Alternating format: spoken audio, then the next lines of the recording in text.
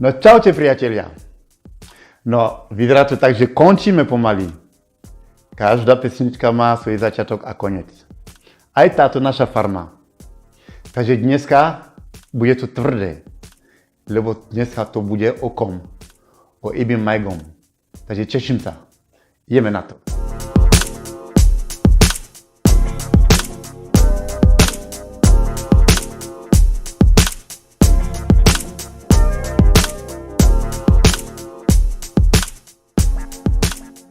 Táto časť bude o tom, ako hejteri na mňa reagovali a fanúšikovia, to, čo ste mi vytkli, alebo na čom ste reagovali hen tam v rámci YouTube. No a teraz by som chcel naozaj, keďže som založil YouTube channel a začal som riešiť tú farmu, som to avizoval hneď na začiatku, že keďže farma je taká horúca vec, že chcem riešiť farmu. A jednoducho, lebo farma je len teraz, a potom ja sa k tomu nebudem vraciať. No a veľa ľudí mi vyčítalo, že prečo vlastne že hovorím o farmárov. Že berú to ako ohováranie, že ja ohováram ako je farmárov. Či je to Miňo, Šmahel, Karin, Renata, Robo. Samozrejme, tak ja to neberiem ako ohováranie. Ja to beriem ako taká analýza, že jednoducho, keďže nemal som možnosť im to povedať priamo do očí, ako po tej farme, až teraz vo finále som bol s nimi, tak chcel som aj touto cestou im povedať, že vlastne že sa častokrát nechovali košer, čo urobili a vlastne, že čo sa ma dotklo. A jednoducho hovoril som a čo tam bolo, čo ste vy nemohli vidieť. Hovoril som, čo urobili, čo nemali. Hovoril som, čo ma zasiahlo vlastne. Hej? A na čo som mohol tam reagovať vo farme a na čo som nereagoval. Jednoducho. A jednoducho, chcel som, aby ste vy videli tú farmu z môjho pohľadu, nielen z pohľadu televízora jednoducho, lebo televízia vám všetko neukáže. Niekedy sú veci ako vytrhnutí z kontextu, samozrejme.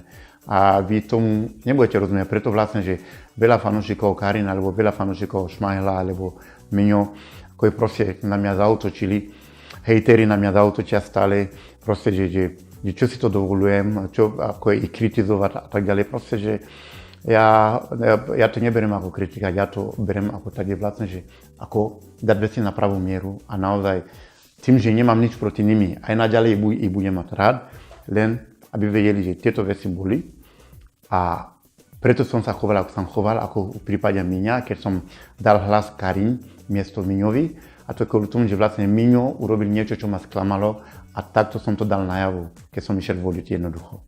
A to bolo ešte predtým, ako som videl, jak sa Karin zachoval voči mojej osobe vo farme.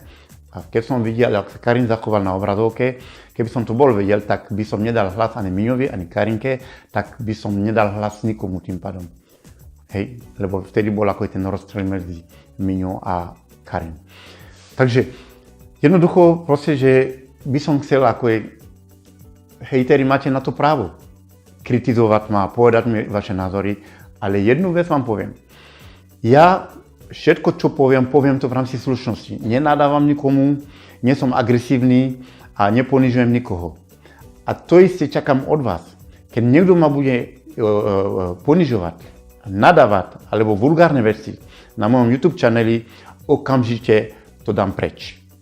A blokujem tí ľudí a naozaj proste, že nebudú mať prístup komunikovať so mnou v žiadnom prípade. A odteraz budem reagovať len na tých slušných ľudí. Ľudia, ktorí sa slušne vyjadria a dokážu povedať svoje názory slušne. Lebo si myslím, že sa to dá. Ja som bol vychovaný tak slušný a ja by som chcel mať okolo seba len slušných ľudí. Keď chcete naozaj takto byť vulgárni, tak môžete to ísť robiť vlastne, že ako je na internete inde, ale nie na mojom channeli. Lebo ja chcem mať slušných ľudí na svojom channeli.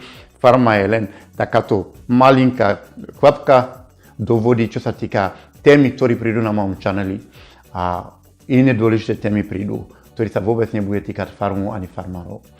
Takže by som vás poprosil, buďte slušní, keď sa vyjadrujete na mojom channeli.